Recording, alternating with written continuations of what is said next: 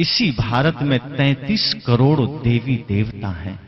इसी भारत के हर चौक चौराहे पर कहीं हनुमान जी गदा लेकर खड़े हैं, किसी चौक चौराहे पर शिव जी त्रिशूल लेकर खड़े हैं। इसी भारत के कोने कोने में कहीं राम जी धनुष बाण लेकर खड़े हैं, कहीं विष्णु जी सुदर्शन चक्र लेकर खड़े हैं, कहीं मां दुर्गा आठों भुजाओं में हथियार लेकर खड़े हैं। कहीं इसी भारत के धरती पर हर जगह कहीं लक्ष्मी जी खड़ी हैं, धन बरसा रही हैं, कहीं श्री गणेश खड़े हैं, रिद्धि सिद्धि दे रहे हैं।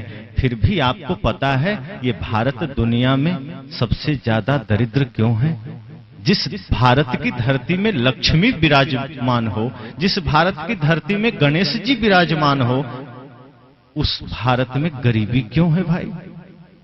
अमेरिका, रूस, फ्रांस, जापान जैसे देश जो लक्ष्मी गणेश को जानता भी नहीं है, वहां धन का खजाना गड़ा है, और जो भारत कहता है वो हमारे देवी देवता हैं, वो दरिद्र बना खड़ा है। जो भारत कहता है कि ब्रह्मा जी हमारे यहां पैदा हुए, बल्कि ब्रह्मा जी ने सृष्टि को जन्म दिया, जो भारत कहता है विष्णु जी हमारे घर में हुए, जो भारत कहता है शिव जी हमारे घर में हुए। शिव जी मतलब संपूर्ण सृष्टि को नाश करने वाला महाकाल। जो महाकाल भारत की धरती में जन्म लिया, उस भारत को एक छोटा सा पाकिस्तान कितने जख्म दे रहा है, वो शिव जी कहां सो रहा है? आज जो भारत की सीमाओं की हालत है, आज जो पाकिस्तान आतंकवादी भेज भेज कर हमारे सैनिकों की हत्या कर रहा है, वो सैनिक आपकी ही कोई पुत्र है, कोई भाई है, कोई आपका ही सगा संबंधी है, जो उस बॉर्डर पर खड़ा है। किसी भगवान के भीतर ये करुणा क्यों नहीं जगती कि मैं अपने लाल को घर भेज दूं? और हनुमान जी ये क्यों नहीं कहते कि मैं गदा लेकर भारत पाकिस्तान बॉर्डर पर एक बार खड़ा हो जाऊं और एक ही गदा में पाकिस्तान को परलोक सिधार दूं? क्यों हमारी सेना को मरना पड़ रहा है? क्यों हमारे भारत के जवानों को शहीद होना पड़ रहा है? शिव जी क्यों? और चीन के बॉर्डर पर त्रिशूल से एक बार में चीन का सत्यानाश कर देते, ताकि वो चीन जो हमारे ऑक्साई चीन को कब्जे में कर लिया, वो चीन जो अरुणाचल के कुछ हिस्से को कब्जे में कर लिया, लेकिन भगवान शिव अभी भी सो रहे हैं और हम फिर भी हाथ जोड़े खड़े हैं कि हे प्रभु, आपकी कृपा होगी तो सब कुछ होगा, आपकी कृपा होगी तो सब कुछ होगा, मुक्ति मिलेगी, बंधन से छूटेंगे। सदगुरु कबीर कहते हैं उस भरोसे में मत रहना। 33 करोड़ देवी देवता मानते हो, उतना ही भ्रष्ट ये भारत हो चुका है। और जिस 33 करोड़ देवी देवता की आप बात करते हैं, उन देवताओं का चरित्र कोई ठीक है क्या? कोई इंद्र के बारे में तो जानते हैं ना, कोई तपस्या कर रहा होता है तो इंद्र को ईर्ष्या हो जाती है, वो जाकर उसका तपस्या भंग कर देता है। कोई सुंदर स्त्री दिख गई, इंद्र जाकर के उसके साथ छल कर लेता है। ये हमारे देवताओं की कथा है। जिसे आप धर्मराज युधिष्ठिर कहते हैं, वो पत्नी को दांव पर लगा देते हैं, जैसे पत्नी न होकर के वो कोई हीरे जवाहरात हो गई। ये धर्मराज युधिष्ठिर की कथा है। और फिर भी हम कहते हैं भगवान आएंगे, हमारा कल्याण करेंगे। अगर यही ख्याल भगत सिंह ने किया होता कि राम जी आकर के देश का कल्याण करेंगे, तो भगत सिंह को फांसी पर न चढ़ना पड़ता। लेकिन भगत सिंह ने सोचा नहीं, कोई राम नहीं आएगा, अब मुझे ही राम बनना होगा। अगर यही ख्याल चंद्रशेखर आजाद ने किया होता, यही ख्याल वो 7 लाख वीरों ने किया होता जिसने भारत को आजादी दिलाने के लिए अपनी कुर्बानी दे दी, तो आज भी भारत गुलाम होता और हम इस तरह से बोल न रहे होते, इस तरह से जी न रहे होते।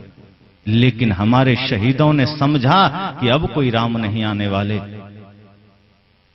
चलो राम के पद चिन्हों पर, अब राम हमें बनना होगा। चलो राम के पद चिन्हों पर अब इतिहास बदलना होगा। अब तो राम स्वयं बनो, अब तो लक्ष्मण स्वयं बनो, अब तो वो शक्ति स्वयं में जगाओ जो सदगुरु कबीर कहते हैं कि तेरा साईं तुझ में जाग सके तो जाग, किसकी आशा करते? और बाहर की आशा कब तक काम करेगी? दूसरे की आशा पर कब तक चलोगे? इतने देवी देवता के होते हुए ये भारत आज जिस स्थिति में गुजर रहा है, आदमी को समझना चाहिए। और भगवान ठीक है, हम कबीरपंथी हैं, हम उन्हें नहीं मानते, वो हमारी रक्षा ना करें, पर केदारनाथ में तो उन्हीं के भक्त गए थे और सब काल कलवित हो गए, अपने भक्त को भी नहीं बचा पाए। हनुमानगढ़ी में पूजा करते सब खड़े थे, बम धमाका हुआ, हनुमान जी के ही भक्त स्वाहा हो गए। अरे हम उनका विरोध करते हैं, हम उनको नहीं मानते हैं, कबीरपंथी को कुछ हो जाए तो बात समझ में आती है, उनके ही भक्त प्राण गंवा रहे हैं।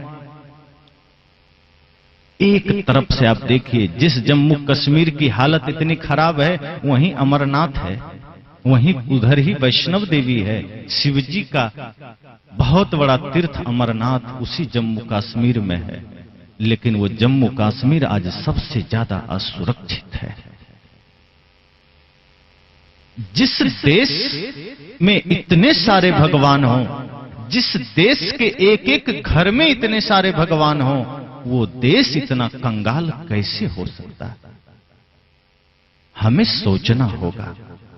जिन महापुरुषों ने हमें जगाने का प्रयास किया, जिन संतों ने हमें जगाने का प्रयास किया, हमने उन्हें ध्यान ही नहीं दिया। कभी इसी धरती पर महात्मा बुद्ध आकर के हमें झकझोरते हैं कि बाहर किधर दृष्टि डाल रहे हो, अपदीप, अपने भीतर की शक्ति को जगाओ, अपने भीतर के प्रकाश को जगाओ। अत्ता ही अत्तनो नाथो को नाथो परोशिया। बुद्ध ने कहा, आत्मा ही आत्मा का स्वामी है, आत्मा का दूसरा स्वामी कौन हो सकता? लेकिन बुद्ध की बात हमें पसंद नहीं आई। महावीर आकर कहते हैं कि तुम परमात्मा हो, उनकी बात हमें पसंद नहीं आई। सदगुरु कबीर कहते हैं कि तू ही परमात्मा है, उनकी भी बात हमें पसंद नहीं आई। अगर सदगुरु कबीर की बात पसंद आ जाती, बुद्ध की बात पसंद आ जाती, तो ये भारत आज इतना निकम्मा नहीं होता। भारत जो कंगाल है, आज भारत जो गरीब, इसका कारण यही भगवानवाद है जो आदमी को निकम्मा बना दिया। तो कोई मेहनत करना भी चाहता है तो ये तथाकथित धर्मगुरु कहते हैं, अरे कुछ करने की आवश्यकता नहीं, बस एक बार भगवान का नाम ले लो, काम बन जाएगा, और वो आदमी निकम्मा हो जाता है। जो कुछ करना भी चाहता है, ये भगवानवाद की जो बातें हैं उसको निकम्मा बना देती। सदगुरु कबीर व्यक्ति को कर्मठ बनाते हैं। महात्मा बुद्ध ने व्यक्ति को कर्मठ बनाने की चेष्टा की, पुरुषार्थवादी बनाने की चेष्टा की कि बिना आपके किए कुछ नहीं होगा, और बाहर कोई परमात्मा, कोई भगवान आपकी सुरक्षा नहीं कर सकता। आप गलत करते हैं, उसकी सजा आपको मिलेगी। आपने गलत किया है, उसका दंड आपको भुगतना होगा। कोई भगवान के मंदिर में जाकर माफी मांगने से वो सजा कम नहीं होगी। लेकिन हमारी साधना चलती है मंदिरों में, और बड़े जोरों से चलती है। आज देखिए, बड़े बड़े मंदिर में पुजारियों की कोई कमी नहीं है, लेकिन जितने बड़े पुजारी उतने बड़े ठग, और जो जितना बड़ा ठग होगा वो उतने जोर से घंटी बजाता है ताकि बगल से गुजरते हुए आदमी को लगे कि ये बड़ा पुजारी है। जो पुजारी होगा वो दूसरों को दिखाने के लिए घंटी थोड़े बजाएगा। जब कोई नहीं होता है तो वही आदमी धीरे धीरे ओम नमः शिवाय बोलता है। वो आदमी धीरे धीरे ओम जय जगदीश हरे बोलता है, और देखता है दो चार आदमी की भीड़ आ रही है तो जल्दी जल्दी ओम नमः शिवाय शुरू हो जाता है, ताकि लोग समझ सकें कि बड़ा ध्यानी आदमी है, बड़ा भक्त आदमी है। लेकिन भक्ति है कहां? मुख में राम और बगल में छुरी। सदगुरु संत कहते हैं ऐसे लोग तो उस तरह से होते हैं जो मुख पर तो बड़े ज्ञान की बातें होगी, बड़े ध्यान की बातें होगी, बड़े साधना की बातें होगी, और भीतर शकुनी की तरह कपट कतरनी चलती रहती, कोई एकता नहीं। इसलिए मैंने कहा, अगर आंखें हैं, अगर नेत्र है, तो हम हर जगह उस परमात्मा को देख सकेंगे। माता में, पिता में, छोटे छोटे बच्चों में, छोटे छोटे जीवों में, यूं कहें संपूर्ण सृष्टि में। घाव काहि पर घालो, जित देखो तित प्राण हमारो। किस चोट करना, जहां देखो वहां अपना ही तो प्राण है।